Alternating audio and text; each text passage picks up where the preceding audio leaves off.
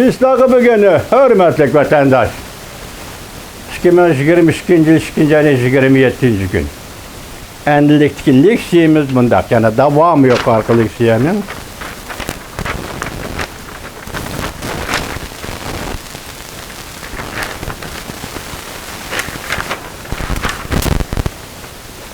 Devamı mevzusuz değil mi?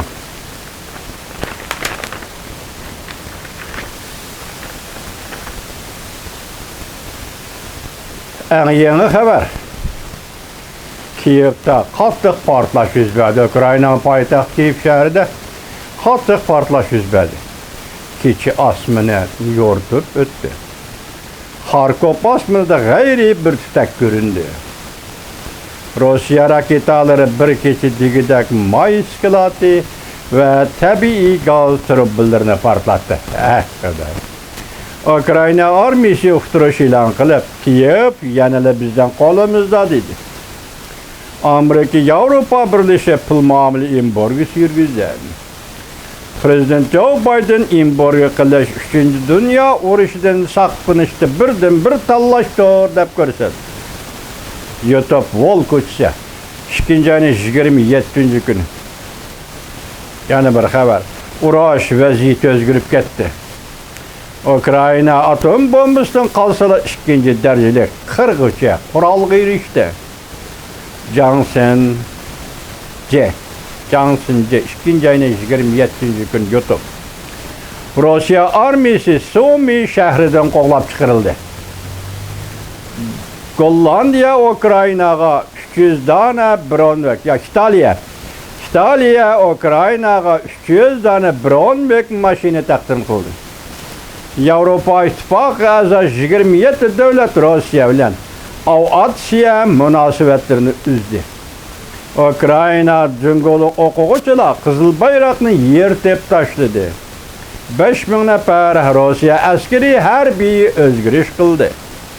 Ukraynalıklar ko'chaga chiqib, Rossiya tanklarini to'sdi. Canın nazar 2. ayning 27. kuni YouTube. Germaniya g'azablandi. Cheklangan cheklamalarni besib o'tib tunji qatam. Ukraynaga 1000 dona tankga qarshi raketa va 500 dona qiltirak belgilik raketa yordam qildi. Ümit Sadası televiziyası YouTube 2. ayının 27. günü. Yani bir haber. NATO Ukrayna'ya yardım verdi. Polşa. Tunji harbiy yardım Ukrayna chegirasiga yetib keldi deb xabar qildi. Tegishli xabardir YouTube 2. ayının 27. günü. Yana bir xabar. Ukrayna Rossiyaning 7 dona aeroplanini düşürdü. Başta 6, endemeye de xabar 7. Ukrayna'da bütün xalq urushga kirdi. NATO yardım verdi. Ümit Sadası televiziyası YouTube 26. günü. Yani bir xabar. Yevropanın her qaysi devletlerinden kelgen pidayla aeroplan o'ltirib Ukraynaga kelib şu haman urushga kirdi. Canlı nazar 2. ayının 27. günü 26 minut ilgari hazırlanmış torga chiqishdan burun. Yani bir xabar. Prezident Vladimir Putin askar chiqarib foydasiz bo'ldi. Mag'lubiyatga yaqinlab keldi. Jungoning ministri Wang gapini o'zgartib, tegishli suhbati to'g'risida so'zlashga boshladi.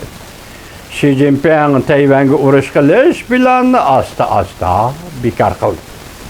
Endi ma'noda nima gap bor desangiz, xalqaro vaziyat, dunyoviy kuchning nima ekanligini Jungo Kompartiyasi ko'ryapti degan.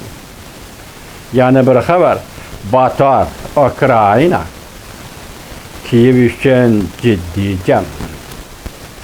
Ukrayna Rus armiyasiga yordamga kelgan chechenlarni butunlay qirib tashladi. Uning qo'mondonini etib o'ldirdi. Ukrayna prezidenti xalqaro fidoilarga chaqiriq qildi. Rossiya armiyasi Ukraynaning 2. cho'ng shahriga kirib keldi. Shiddatli ko'cha urushi boshlandi. YouTube Chimpokong ikkinchi aylan 27 kunga.